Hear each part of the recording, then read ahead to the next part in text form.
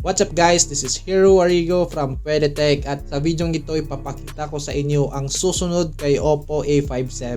Ito nga yung Oppo A58 and sa video ito ipapasilip ko sa inyo ang specs, features ng unit na ito, kung ano ba ang ginawang upgrade ni Oppo sa unit na ito. Pero bago ang lahat, nais ko sanang imbitahan kayo na mag-subscribe sa ating YouTube channel para lagi kang updated pag may bago tayong mga upload or may mga bagong unit tayong i-review dito sa channel natin.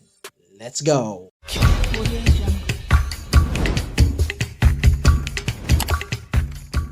Yun, so ito nga yung Oppo A58. Ayan, papalit ito kay Oppo A57.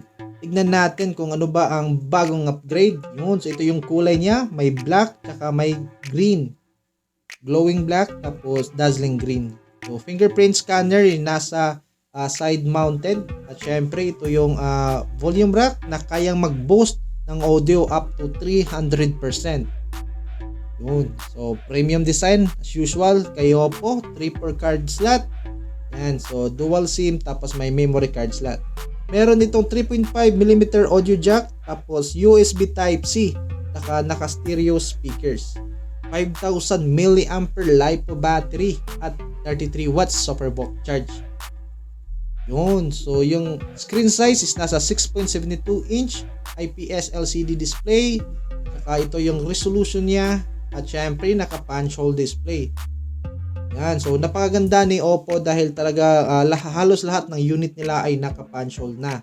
Meron na rin itong dual rear camera. 50 MP for main camera. Tapos 8 MP selfie camera.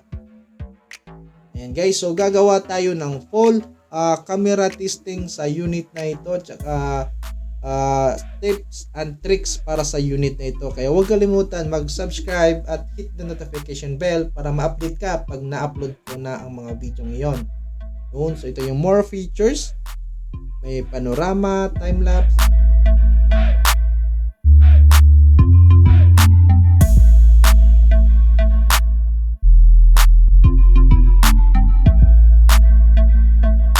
Check natin guys kung yung video resolution niya ay nasa 1080p na mayroong 30 frames per second.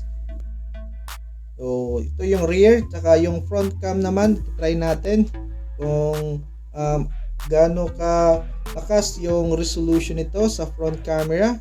So 8MP lang pala ito yung selfie camera. At yun nga, same lang sila ng rear camera, kayang kumuha ng 1080p na mayroong 30 frames per second yung video resolution.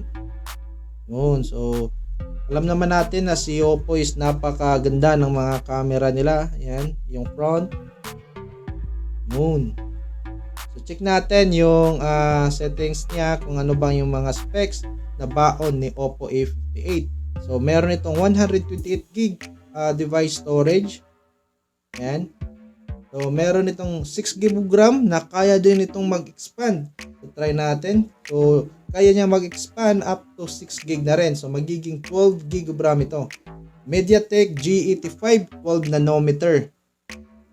Yun, octa-core. Ayan, GPU Mali. Ayan, Android 13. Powered by Color OS 13.1. So, wala pa siyang official price mga ka-Pwedetech. Ayan, pero hindi ito lalagpas ng 11,000 sa tingin ko. Pag meron naman bagong update si Oppo about sa presyo niya, ilalagay ko sa description down below.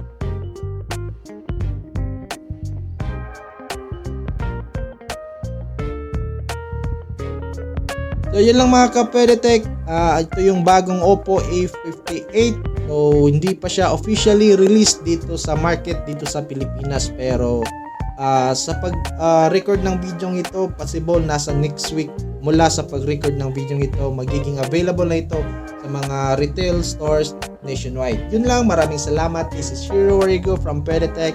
Kita-kita sa susunod na video. Let's go!